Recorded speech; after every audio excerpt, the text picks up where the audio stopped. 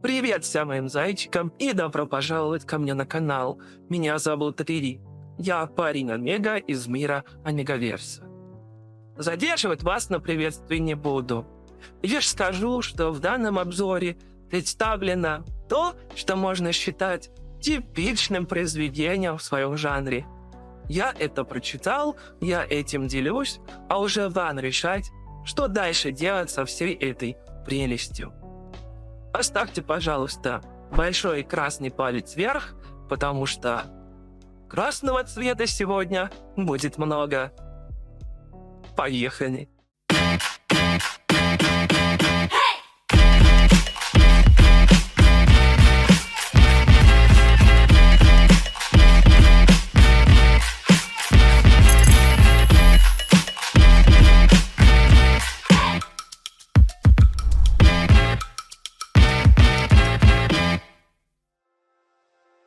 «Поцелуй меня, лжец».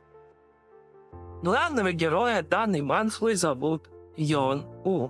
Он Омега и работает секретарем у Альфы Кита Найта Питмана. Йон У парень сообразительный, хорошо справляется со своей работой и изо всех сил старается не палиться, что по уши влюблен в начальника. Почему я влюбился? Потому что красивый мужик. Не, я серьезно, это вся причина. Хотя, если так подумать, то это, наверное, единственная разумная причина, из-за которой в Кита можно влюбиться. Ибо, ну какой же в начале манхвы он гандон.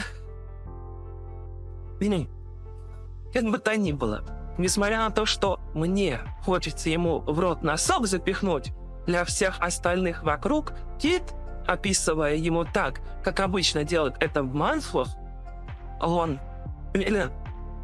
О, какой красавец! О, как догад! О, для чего горячий альфа!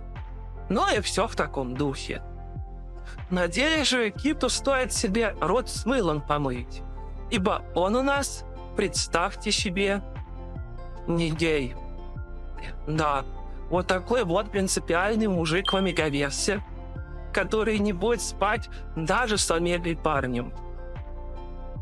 И постоянно, как заезженная пластинка, тараторит это всем и везде. Особенно Юну. С мужиками не сплю. А гадость какая. Да чтобы я. Ай, какой срам. Фу-фу-фу-фу. Такое чувство, что у него это буквально вместо приветствия. Меня зовут Кит Найт Янигей Питман. Сегодня мы подписали важный Янигей контракт. Принеси мне бутылочку Янигей вина. И эти его фразы ожидаемо породили мемный хэштег Кит Нигей под каждой главой манхвы, ставшей ее неотъемлемой частью. Я на все эти болбухтения смотрел с легкой усмешкой, ибо знаем мы этих латентных, но особенно в манхве никого сильно не сопереживал. Главного героя первую половину с одной стороны было по-человечески жалко, а с другой было тяжело наблюдать за его абсолютно слепой любовью. Он вроде и осознавал свое положение, но продолжал надеяться. Однако столь пылкая страсть и дикая влюбленность были добавлены автором не просто ради постоянных страданий Омеги или всепрощения, но и для неожиданного поворота, который меня сильно порадовал. Что именно Юну вытворил, я вам спойлерить не буду, но скажу, что он нашел в себе силы вырваться из цепких лап натурального натурала и сбежать, собственноручно разбив свои розовые очки.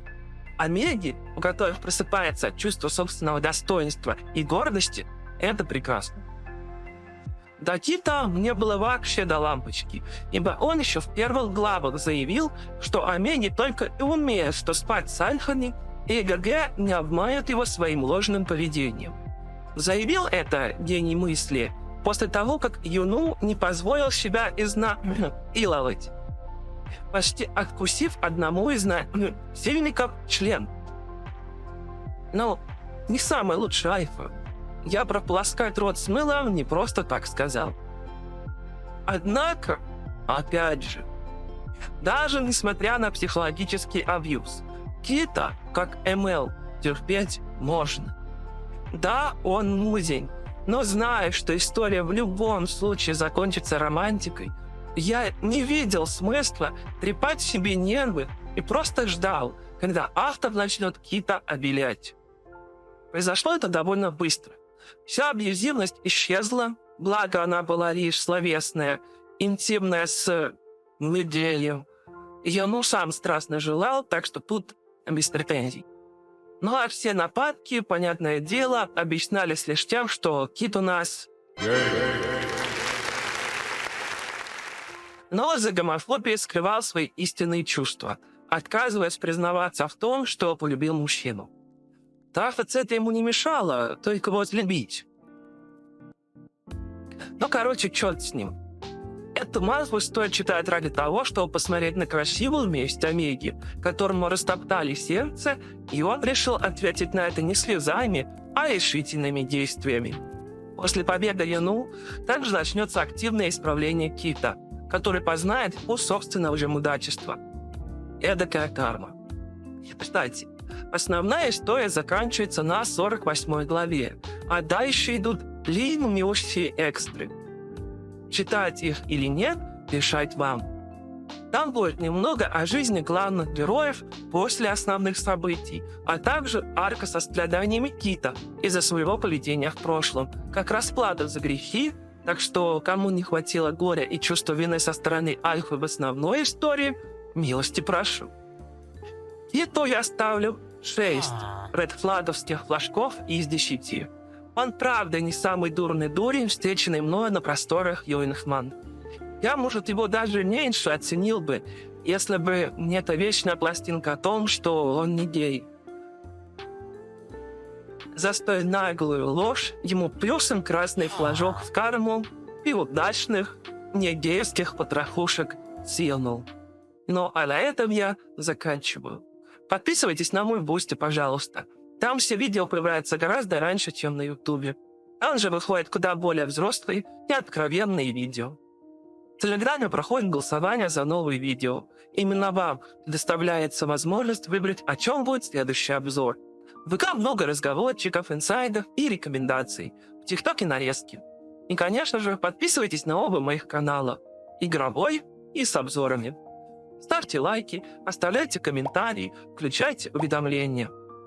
Спасибо всем за внимание и до встречи в других видео.